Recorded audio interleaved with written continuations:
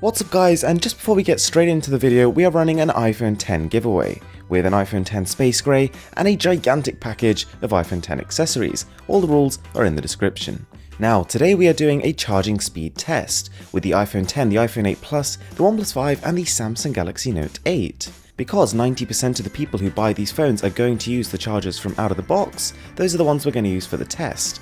But there's a difference. The Samsung one has a 10 watt output, the OnePlus one has a 20 watt output, and the two Apple chargers are stuck with a 5 watt output. What I've also done, just to make it a really complete comparison though, is also tried charging the iPhone X and the iPhone 8 Plus with one of the 29 watt recommended fast chargers. And I'll be showing you all of those results when we bring it all together at the end. And with that being said, let's get right into it.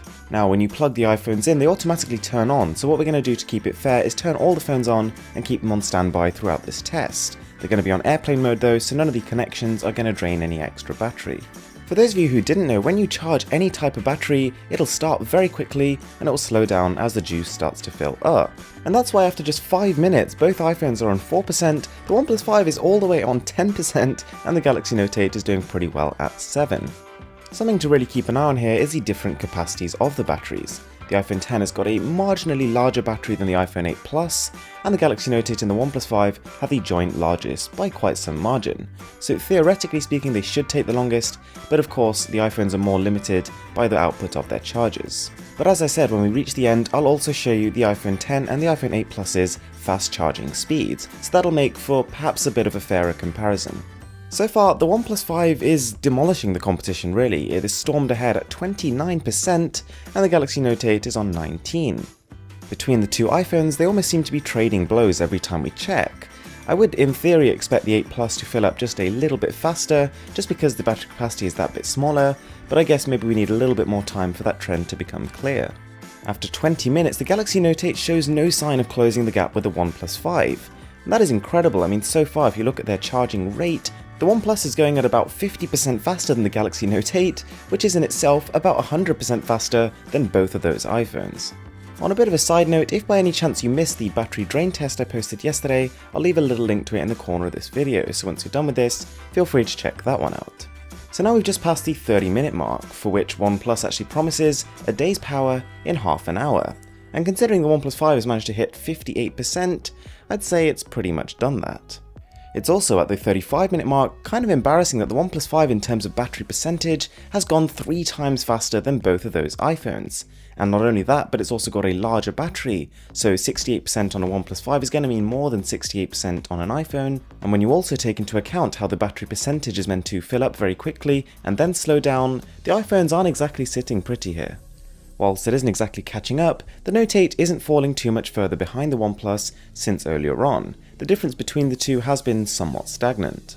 And between the iPhone X and the iPhone 8 Plus, it's almost like an ongoing TV drama. Every time I check the phones, a different one has overtaken the other. Now that doesn't really mean anything funny at all is going on, all it means is that they're so closely tied, because of course the charging technologies are the same and the capacities are so similar, that the difference is negligible. Having said that, we do get a bit of an interesting result towards the end when it comes to the iPhones. As the OnePlus is approaching the 100% mark, I'm just going to keep checking it every few minutes. And what you will be able to tell is it's taking quite a bit of time to actually get that final 4%, which is not at all unusual. And if you've been keeping an eye on it, now the Note 8 really is catching up.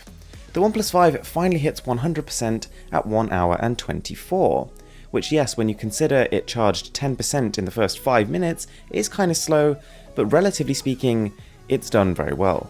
One of the benefits of the OnePlus 5's dash charge technology is it manages to offload all of the circuitry required for charging from the phone to the charger itself, which allows the phone to not only stay cool, but also allows a little bit more power to be packed in. Just before the 1 hour 40 mark, about 15 minutes after the OnePlus, the Samsung phone also finishes. So now it's just the two iPhones.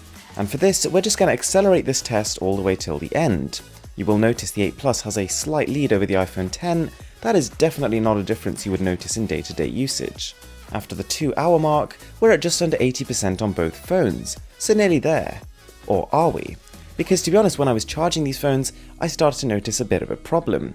As you reach the upper 80s and the 90% mark, these phones start to slow to a crawl. It's taken about 13 minutes from the iPhone X to go from 86% to 89%. So 3 percentage points in 13 minutes, is slow.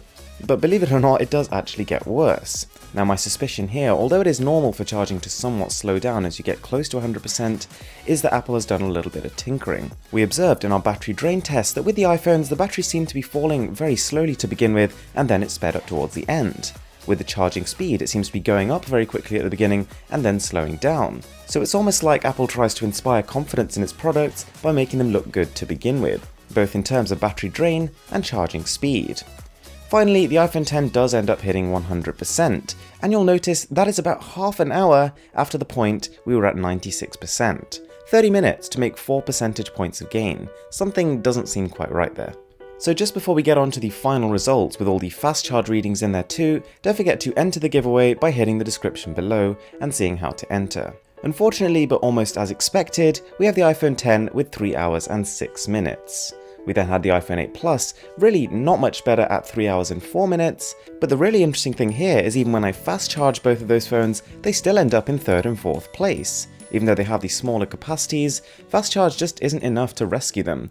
The Note 8 then has 1 hour and 39, and the OnePlus 5 at the top with 1 hour and 24. So guys, I really hope you enjoyed the video. Don't forget to check out the battery drain video and also enter the giveaway.